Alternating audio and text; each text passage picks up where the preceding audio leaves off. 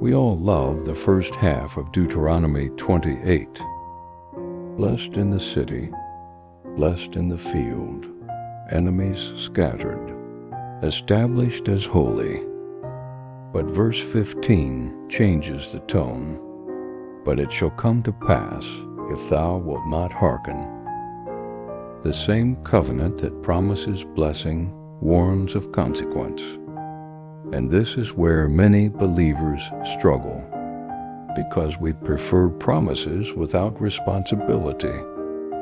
But covenant is relational, and relationships have terms. Deuteronomy 28 is not about an angry God looking to strike people down. It is all about alignment. Think about it this way. When a train stays on its tracks, it moves smoothly. When it leaves the tracks, destruction follows. The tracks did not become cruel. The design did not change. It was alignment that was lost. The curses listed in this chapter are not arbitrary. They are the natural unraveling of a people who step outside covenant covering. Verse 20 says confusion enters. Verse 23 says heaven becomes like brass. Verse 25 says defeat replaces victory. Notice the pattern. What was once promised as blessing becomes reversed, all because alignment reversed. Earlier in the chapter, enemies flee, but here enemies pursue. Earlier, you are established. Here, instability grows. This isn't superstition, it's principle. My friend, obedience invites covering, but disobedience invites exposure. And exposure feels like constant frustration, unexplained resistance, cycles that repeat, effort without progress.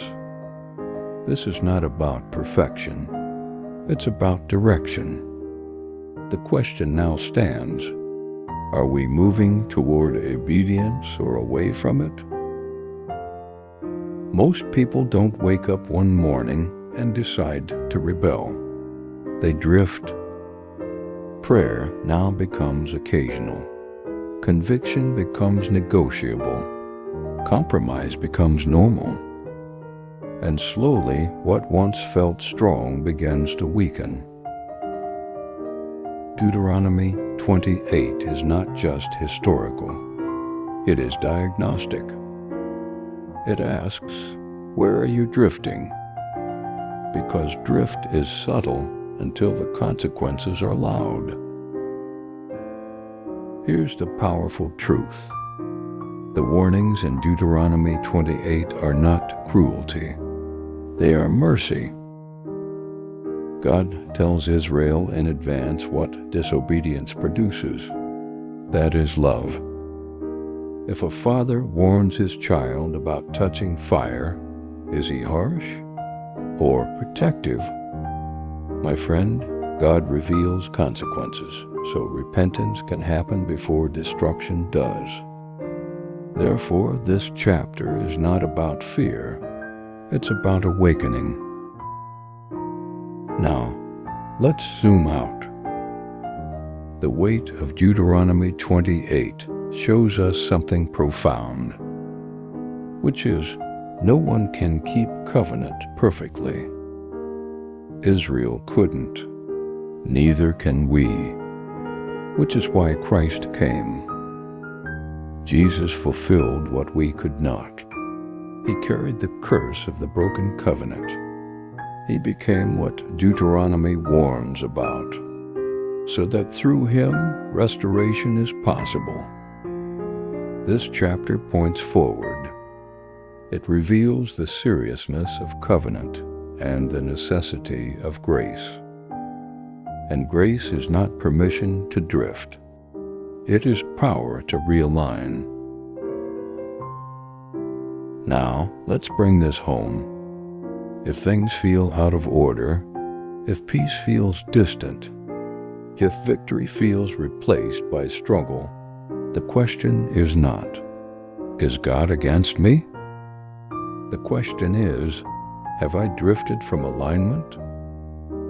This is not condemnation. This is an invitation, because the same God who warns also restores. The covenant includes correction because it also includes mercy. Deuteronomy 28 forces us to choose between blessing or breakdown, alignment or exposure, obedience or drift. This is not about earning love. It is about living positioned for covering. And here's the hope. Realignment is one decision away. My friend, repentance is not weakness. It is strength. And when alignment returns, so does covering. In part 5, we're going to talk about something powerful. And that's restoration after drift. Because Deuteronomy does not end in curse. It moves toward return. And if you've ever felt like you slipped, part 5 is for you. So stay with this series, for this is where covenant becomes personal. I'm looking forward to seeing you in the next video.